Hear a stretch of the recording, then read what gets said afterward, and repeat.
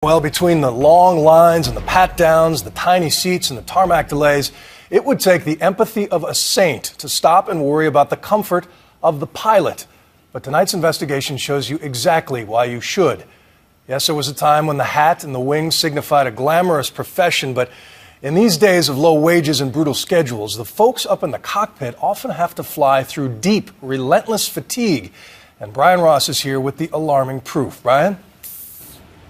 Bill, for many airline pilots, the hardest part of the job is staying awake. Fatigue is the dirty little secret of the airline industry. A night flight over Washington, D.C., seen from the cockpit of a jet airline. It's no time for a pilot to be struggling to stay awake, but all too often, that is the case. There's a code for it. One pilot will reach over to the other and say, hey, listen, I'm gonna examine the overhead panel for a little while. It's the result of a system in which poorly paid pilots report to duty hundreds or thousands of miles from home and have to scrounge at night for a place to sleep, ending up in secretive so-called crash pads seen in this ABC News undercover video. Or even worse, spending the night in airline crew lounges, as seen in these pictures taken by a pilot, raising the veil on the secret life of airline pilots, a symptom of a very serious industry-wide problem. It is a big concern. It matters. Our passengers deserve better. 2 years ago this week, a Continental regional jet from Newark, operated by Colgan Air, crashed on approach to Buffalo, killing 50 people. Neither the pilot nor the first officer slept in a bed the night before the flight. They had commuted to Newark from Florida and Washington State. Yawns could be heard on the cockpit voice recorder.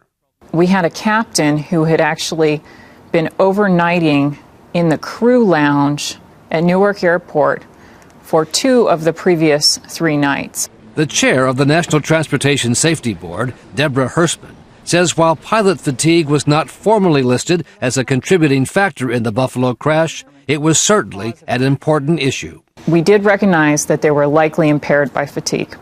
And yet 2 years after the crash, 38 cents to Buffalo, New York. Major carriers and the regional airlines still have not implemented the Safety Board's recommendations about dealing with the tired skies and the fatigue of long-distance commuting pilots. So you'd show up and you were already worn out. Yeah. Until he quit 3 years ago, Josh Reichs was one of those commuting pilots, at first traveling from Los Angeles to fly Continental regional jets out of Newark. So regularly fatigued, he admitted, he would have to take naps in the middle of a flight. Brian, are you asking me this question? Yeah. Absolutely. Absolutely. Yeah. Reich says on his starting pilot salary of $17,000 a year, he could not afford to live in Newark or even get a hotel room. With $17,000 a year to spend? Yeah. How'd you live there? I lived in a crash pad. Lived in a crash pad? I lived in a crash pad. It's a strange name for a place for airline pilots to sleep, but crash pads can be found within blocks of most major airports, part of an underground world that is secret only to the flying public. We saw pilots coming and going all hours of the day and night at crash pads just a few blocks from LaGuardia Airport in New York. Inside, stacks of bunk beds, 24 in all, crammed into rooms in violation of all housing and fire codes. About $25 a night. Hot bunks. Bring your own pillowcase. It was never really good sleep. Former Continental Express pilot Josh Verde says he too was forced to sleep in crash pads when he commuted from Florida for flights based out of Newark Airport. You'd have people coming in and out at all hours of the night. I happen to have a bunkmate that snored louder than anyone I've ever heard in my life. Verde says while the airlines provide hotel rooms during the middle of an actual trip, it's the night before the start of the trip when commuter pilots are scrambling for a place to sleep. They're aware of what's going on, and I think they just sort of say, figure it out. And many pilots can't even afford the $25 a night for a crash pad, so they end up behind the locked doors of the airport where the public can't see them, spending the night in the airline's crew lounges. The airlines say it is against the rules, but a pilot for U.S. Airways Express provided these pictures to ABC News of the crew lounges at the airports in Philadelphia and at LaGuardia. That's disrupted sleep. You're not going to get full consolidated sleep doing that, no.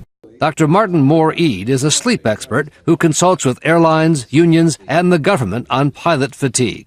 Good sleeping occurs in a dark room, a quiet room, and a room that's cool in temperature, and a room where there's not intrusive noise. So that's not a crew lounge. That does not describe a crew lounge. The pilot who took these pictures in the U.S. Airways Express crew lounges asked we not show his face and alter his voice. He says he put his job on the line so the public, and in particular members of Congress, could see what he sees every day. That's who their pilot's going to be. Do they want a well-rested pilot when they take that 6 a.m. flight out of Washington, D.C., or do you want a guy who just slept in the crew room? All of this is deeply disturbing to the families of the 50 people who died in the Continental Express Flight 3407 crash 2 years ago. When that phone rang, I picked it up and he says, Scott, Lauren was on that plane and she's gone. Since then, Scott Maurer, who lost his daughter Lauren, and others who lost loved ones, have helped to push through legislation in Congress to improve safety on the regional airlines. But Maurer says neither the airlines nor the pilots union is still willing to address the issue of commuter pilots and fatigue.